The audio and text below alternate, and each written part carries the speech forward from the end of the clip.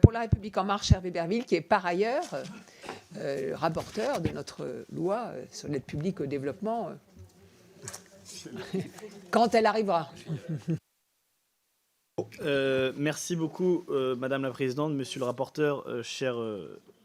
Hubert. Cher Jean-Paul aussi, je tenais vraiment à féliciter pour la qualité de la contribution écrite, sincèrement, avec notamment une petite incise sur les collectivités locales qui dit tout l'amour que tu portes, que vous portez pour les mairies, les collectivités. Je ne sais pas si ça augure d'un futur destin ailleurs, mais en tout cas, je trouve que c'est très utile ces contributions écrites. Bon,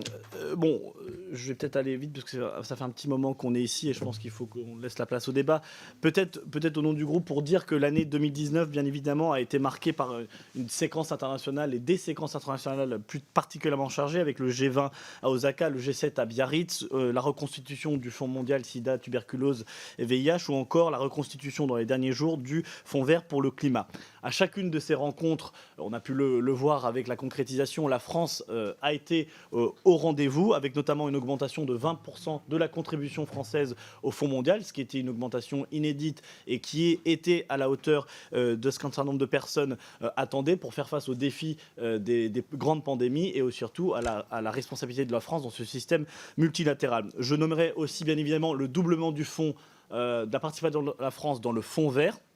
qui nous fait atteindre 1,6 milliard d'euros sur 4 ans. On connaît l'importance de ce fonds pour la lutte contre les changements climatiques, ou encore le soutien renforcé à l'entrepreneuriat féminin à l'occasion du G7 avec le fonds AFAWA, avec la Banque africaine de développement, plus de 25 millions d'euros pour l'entrepreneuriat féminin dans les pays africains. Donc c'est cette augmentation de ces engagements qui est notamment traduit dans le programme 110 qui passe de 4,5 milliards d'euros à 7,3 milliards d'euros permet à la France de tenir ses engagements multilatéraux et également de répondre aux objectifs du développement durable. Bien évidemment, tout ça ne doit pas nous exonérer et justement doit nous pousser à avoir une vraie réflexion sur l'efficacité de cette action. Madame la Présidente, vous avez eu l'occasion de revenir dessus et de l'efficacité du système multilatéral et peut-être que le rapporteur pourra nous éclairer sur cette question plus tard. Comme l'a dit le rapporteur, ce projet de loi est heureusement à la fois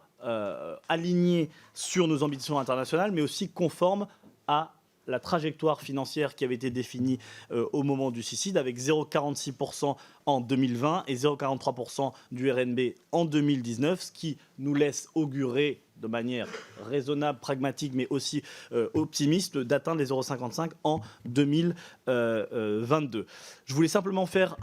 une petite incise sur un sujet qui nous tient à cœur, parce qu'on voit bien que le monde est fracturé, qu'il y a beaucoup de crises humanitaires, sur l'augmentation, là aussi inédite, de 100 millions d'euros des fonds français dévolus à la réponse humanitaire, avec encore 10 millions d'euros qui ont été annoncés par le président de la République sur la question syrienne. Et je pense que notre commission, et nous devons avoir vraiment dans le cadre de la prochaine loi d'orientation de programmation, une attention toute particulière à notre capacité d'agir sur les différents théâtres d'opérations humanitaires et de répondre notamment sur les questions d'éducation dans les zones humanitaires et en temps de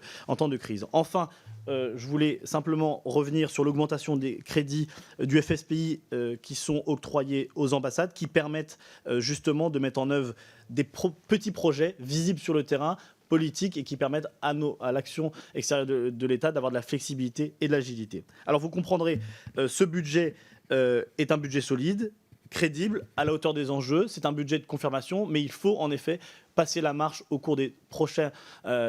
années, 2020, 2021, 2022. Et donc, notre groupe votera avec confiance ces budgets, mais sera bien évidemment attentif à ce que la loi arrive l'année prochaine et qu'on continue cette augmentation des crédits budgétaires alloués à l'aide publique au développement. Merci.